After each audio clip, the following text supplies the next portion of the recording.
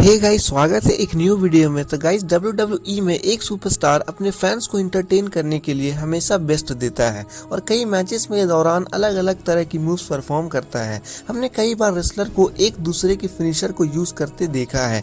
कई बार सुपरस्टार इसलिए अपने अपोनेंट पे उन्हीं के मूव को यूज करते हैं ताकि अपोनेंट परेशान हो जाए और मैच को डिफीट कर जाए। बट गाइस, इस वीडियो में ऐसे ही कुछ सुपरस्टार के बारे में बात करेंगे जिन्हें उनके ही मूव के थ्रू हरा दिया गया। और गाइस, ये एक शर्मनाक होता है कि एक रेसलर को उन्हीं के फिनिशर से हरा दिया जाता है। तो गाइस, विदाउट वेस्टिंग टाइम चलो video start. Number 1, Seth Rawlings versus triple H. 2017 में सेथ रॉलिंग्स और ट्रिपल एच की राइवलरी थोड़ी पर्सनल चली गई थी। द गेम ट्रिपल एच ने रॉलिंग को सालों तक मेंटोर किया और WWE में एक बड़ा स्टार बनने में लेकिन रॉलिंग्स को धोखा देने के बाद जिसने द आर्किटेक्ट यूनिवर्सल चैंपियनशिप छीन ली, उनका रिश्ता खत्म हो गया। कई महीनों के फ्यूड के बाद सेथ और ट्रिपल एच रेसलमेनिया 33 में 1-on-1 लड़े। दोनों के बीच बहुत ही फिजिकल और दर्दनाक फाइट देखने को मिली, लेकिन मैच के आखिरी पल सबसे ज्यादा क्यूरियस थे।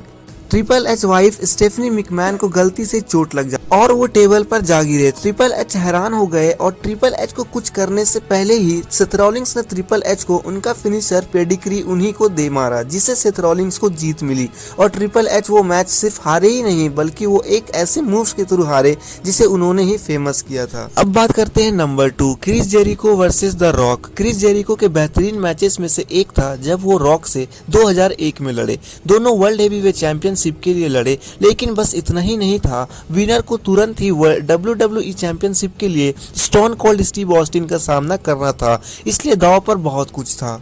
जेरिको को मैच का ईमानदारी से जीतने का कोई तरीका नहीं था, तो उन्होंने बेईमानी करने का फैसला किया। विंस मैकमैन के दखल देने से जेरिको ने द रॉक को लॉब लो दे दिया। इससे भी शर्मनाक चीज ये थी कि क्रिस जेरिको ने द रॉक को फिनिशर रॉक बॉटम उन्हीं को दे मारा, जिससे जेरिको ने पिनफॉल करने में सफल रहे और टाइटल को डिफेंड कर लिया और क्रिस जेरिको ने टाइटल। अब बात करते हैं नंबर 3, हल्क होगन वर्सेस योकोजोना। इन दोनों का फर्स्ट फ्यूड काफी छोटा रहा। हल्क ने योकोजोना को सिर्फ 22 सेकंड में हराकर अपनी WWE चैंपियनशिप 5वीं बार जीत ली।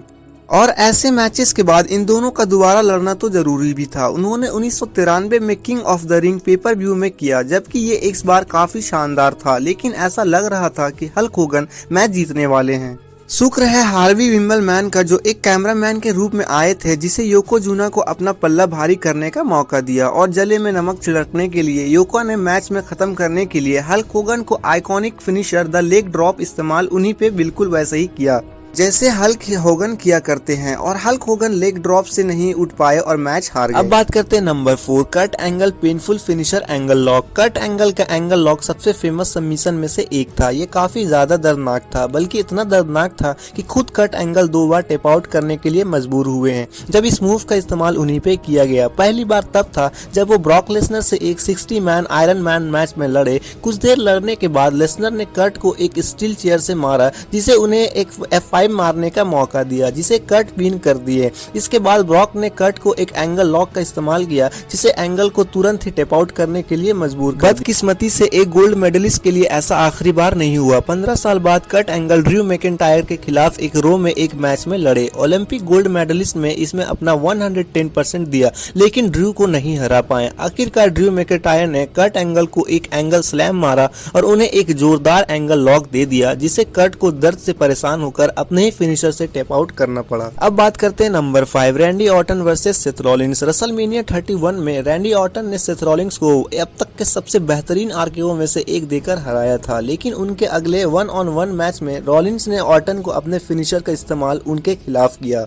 आरकेओ वर्सेस सेथ का रेसलमेनिया रीमैच एक स्टील केज के अंदर स्ट्रीम रूल में कराया, जो कि काफी शानदार मैचेस में से एक था, लेकिन अचानक ही केन उस मैच में शामिल हो गए। उन्होंने सेथ की मदद की। रैंडी ऑर्टन केन को संभालने में तो सफल रहे, लेकिन सेथ रॉलिंग्स के आरकेओ से नहीं बच पाए। ऑर्टन आरकेओ से नहीं उठ पाए, जिसे सेथ केज से बाहर निकलने और मैच जीतने में कामयाब रहे।